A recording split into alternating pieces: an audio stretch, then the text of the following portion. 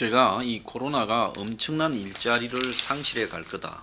그래서 아마 한국형 이 뉴딜 이런 것이 있어야 될 거다. 이렇게 많이 이야기를 해왔습니다. 그러니까 문정권이 한국형 뉴딜 정책을 하겠다. 규제 풀고 토목 사업도 하겠다 이야기가 나오고 문이 나서서 디지털 일자리 10만 개를 이야기했는데 지난주에 각 부처에 보낸 공문에 보면 디지털이 아니어도 괜찮다 이렇게 말을 합니다. 당정은 토건 경제라고 주로 비판을 하고 이 정권의 좌파들은 이 건설 토목 사업을 싫어합니다. 그런데 한국형 뉴딜을 하려니 사실 토목 사업 말고 이들 머리에서 별로 일자리 창출할 수 있는 사업이 생각도 안 날 거예요. 그래서 SOC 사업 필요성이 잇따라 제기되고 있다. 일부는 규제 완화 등 우파 정책으로 전환하겠다. 그런 말까지 하고 있습니다. 자, 그래서 이 정권의 한국판 뉴딜이 어떤 것이냐 보니 국가 재난 상황에서 일자리와 서민 삶을 지키겠다라는 것은 이 고육지책인 일이다. 그래서 SOC 사업이 지난 정부와는 다른 안전 뉴딜, 그린 뉴딜로 하겠다. 그러니까 이명박 정권이 벌인 4대강 같은 그런 건 하지 않겠다. 차원이 다른 뉴딜을 하겠다고 말을 합니다. 그러면서 한국판 뉴딜이라고 이름 붙인 데 대해서는 미국의 대공황 때 미국 민주당의 루스벨트 대통령이 뉴딜을 계기로 장기 집권을 했지요. 대공황 빌미로. 그래서 장기 집권을 하기 위한 뉴딜 동맹, 복지 동맹을 목표로 한다. 그러니까 이 사회에 이 한국형 뉴딜을 통해서 국민 다수가 문정권을 지지하는 진보 다수와 우리 사회의 진보가 많아지도록 만드는 그런 정책을 구사하겠다. 이렇게 말을 하고 있습니다. 자, 보수 언론들은 문정권이 이런 이야기를 하면서 우클릭 정책을 해서 보수 언론들이 이야기하던 규제 완화, 정경련이 원하는 것 들어주고 이러면 엄청 좋아하겠지요. 그래서 보수 언론인 조선일보도 이제 이런 부분들을 오늘 1면 3면에 크게 띄웠습니다. 자, 그런데 여권 핵심 지지층에서는 규제 완화가 우파 정책이라 해도 청와대와 민주당에서는 우리는 이제 다수파라서 자신감이 있으니 우파 정책도 상관이 없다. 방향 전환을 하겠다. 이런 이야기까지 말을 한다는 겁니다. 자, 그래서 미국의 민주당이 1930년부터 1960년까지 30년 장기 집권한 것이 대공황 때 뉴딜이었다.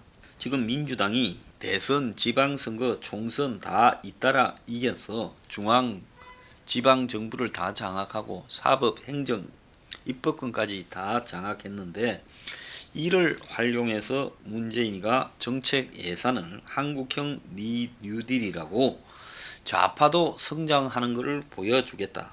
문재인이 이 루스벨트를 가장 존경한다고 말했대요. 참 웃기고 있습니다. 그래서 다음 달 초 6월 초에 한국판 뉴딜 정책의 대강을 공개하겠다고 말을 하고 있습니다. 자, 그래서 지금 이런 청와대의 계획을 잘 알고 있는 사람이 이번에 성남에 출마해가 당선된 청와대 국민소통수석을 하던 윤영찬인데 이 사람은 디지털 뉴딜과 확장된 개념의 SOC 사업이라고 말을 하고 있습니다.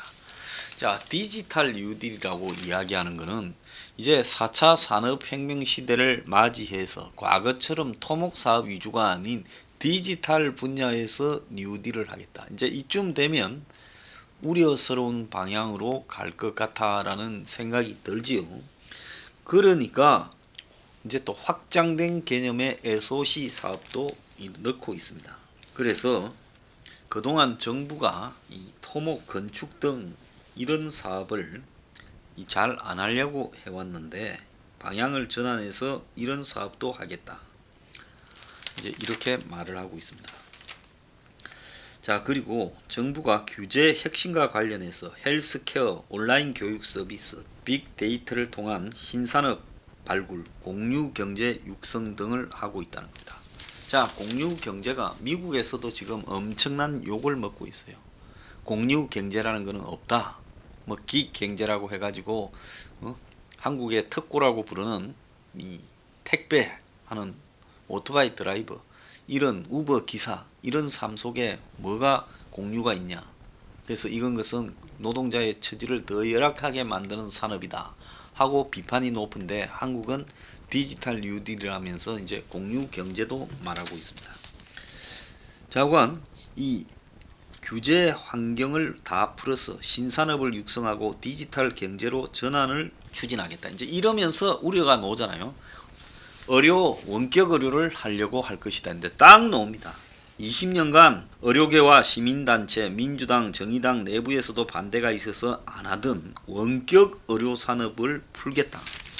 요즘 오늘도 신문에 나왔습니다. 아주 자주 터져 나와요. 의사 출신들, 그리고 또 언론사의 간부 출신들이 원격 의료 미룰 수 없다고 계속 발표하고 있습니다. 그런데 이 원격 의료에 앞장서는 사람들일수록 다 한국의 특정 대기업의 그야말로 이 나팔수다라고 봐야 됩니다. 원격 의료가 뭐 언택트 산업이다. 그래서 접촉하지 않고 환자를 치료하는 부분이 아주 유용하다 이러는데, 이번 코로나 사태에서 언택트가 어디 있습니까? 좀 웃기는 소리 하고 있다고 저는 보고 있습니다. 일부 뭐 병원에서 보지 않고 환자에게 처방전 발급해서 어쩌다 이렇게 이야기하는데요. 그래서 이 코로나 때 지금 비대면으로 고려대 병원이나 뭐 몇 군데서 이런 일이 있었다면서 이걸 이제 본격적으로 키우겠다 이렇게 말을 합니다. 그래서 결국은 이 정권의 이 디지털 뉴딜이라는 것이 원격 의료 등의 규제를 풀어서 활성화해 주겠다. 미국에서 문제가 된 공유 경제 등을 갖다가 본격적으로 한국에 해보겠다. 또 이 정권이 관심을 가지고 있는 의료 바이오 헬스, 이 정권이 엄청 관심 있는 분야 아닙니까? 개인적으로요. 이런 부분을 육성하겠다. 자, 그러면서 SOC 분야에도 디지털 기술을 접목한 스마트시티가 중국 자본 끌어들여와서 지금 세종시 등에 얼마나 문제가 있고, 전번에 조국에 그 웰스 CNT입니까? 스마트시티에 들어갈 자동 전멸 가로등 그 이야기도 있지 않았습니까? 그러면서 전국 도서관 체육시설 등의 생활 SOC, 환경 분야의 그린 뉴딜, 문화 분야의 소프트 뉴딜까지 언급하고, 그래서 과감하게 규제도 풀겠다고 합니다. 자, 이제 이 정권이 저들이 주장해온 것과는 다르게 이제 본격적인 규제 완화를 통해 가지고 이 자기들과 가까운 기업들을 다 먹여 살리려고 이렇게 작정하는 것 같습니다. 발표부터 문 정권이 공공일자리 50만 개 창출하면서 특히 10만 개를 노인 일자리와 차별되는 디지털 일자리, 비대면 일자리로 하겠다라고 발표를 했습니다.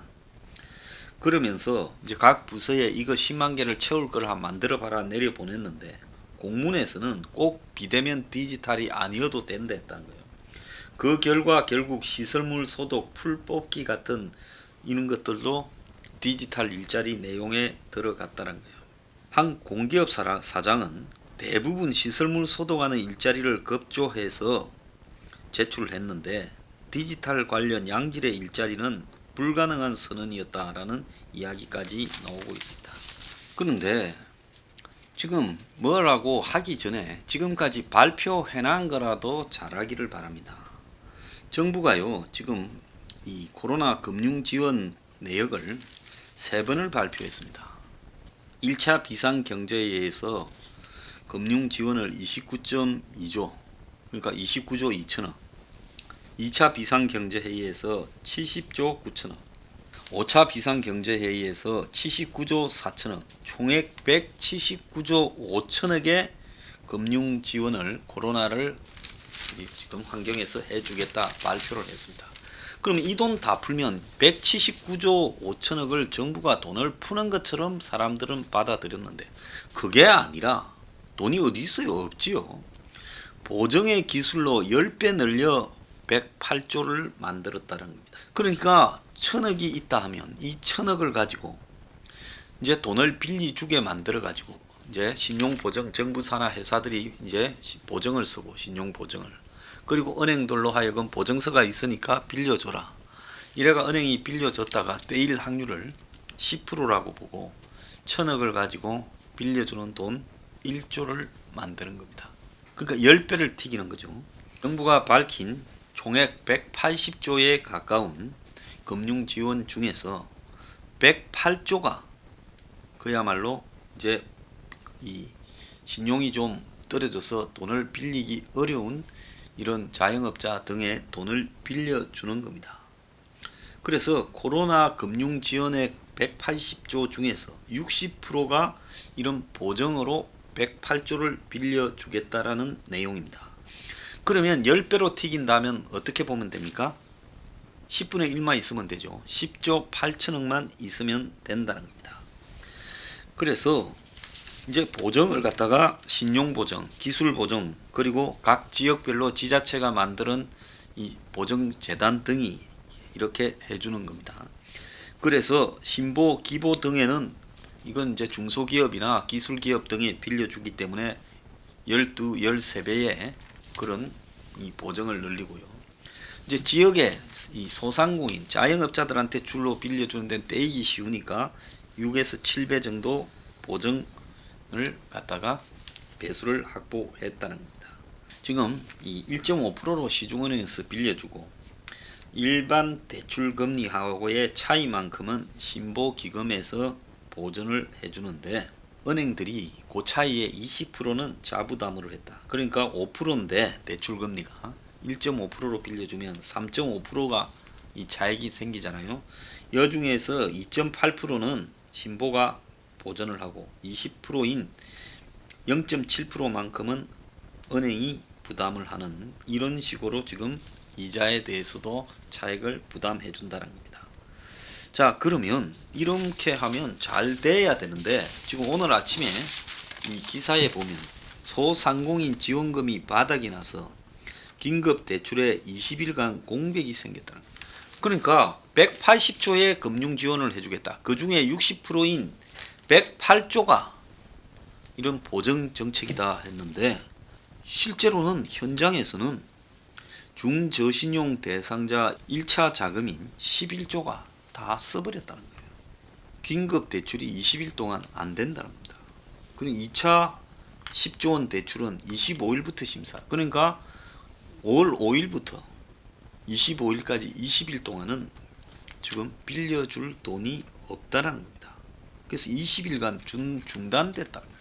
말은 이렇게 180조를 빌려주고 그 중에 108조를 정부 보정기관들이 보정을 써서 저리로 빌려준다 하는데 실제로는 지금 돈이 올 스톱 돼 버렸다는 겁니다. 그러니까 정부가 가진 마중물 역할을 하는 시드마니가 없어서 있는 거 다 써버렸다는 거예요.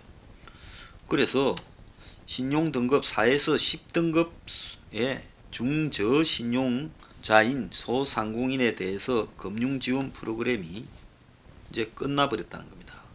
그래서 저신용자를 대상으로 1,000만 원까지 빌려주는 소상공인 시장진흥공단 경영안정자금이 3조 1,000억이 있었는데 마감이 되어버렸고 또 4에서 6등급 중신용자들을 대상으로 기업은행이 빌려주는 3천만 원 한도의 초저금리도 그 7조 8천억이 있었는데 다 소진이 됐고 또 시중은행에 2차 보전 대출이 남아있지만은 그거는 1에서 3등급 앞에 말한 이 5%를 1.5로 해주면서 이 보전을 해주는 이 부분은 1에서 3등급 아마 소상공인 중에 1, 3등급이 별로 이제 없을 겁니다.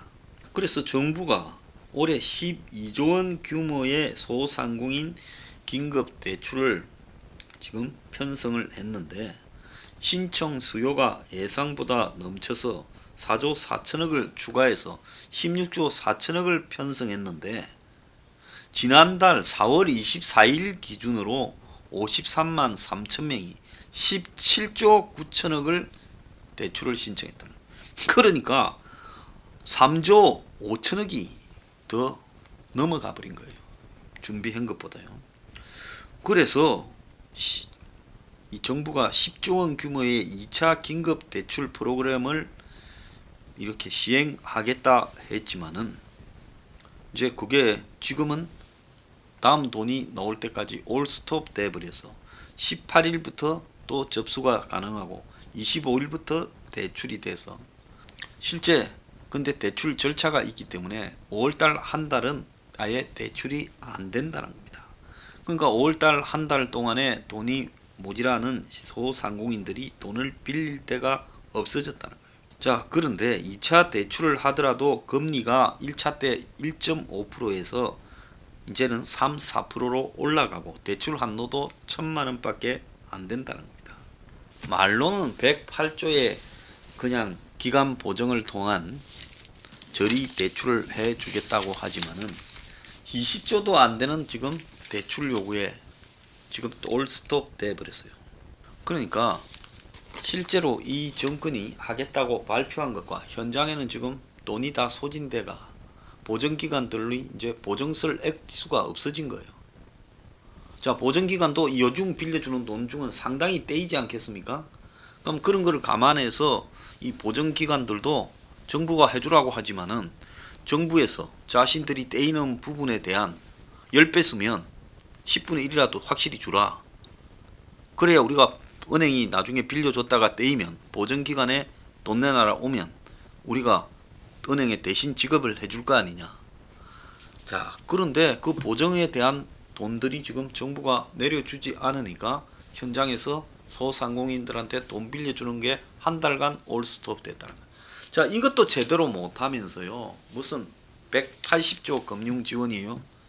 그러지 않습니까? 뭔 한국형 뉴딜이에요? 기가 찬 일이 아닐 수 없습니다.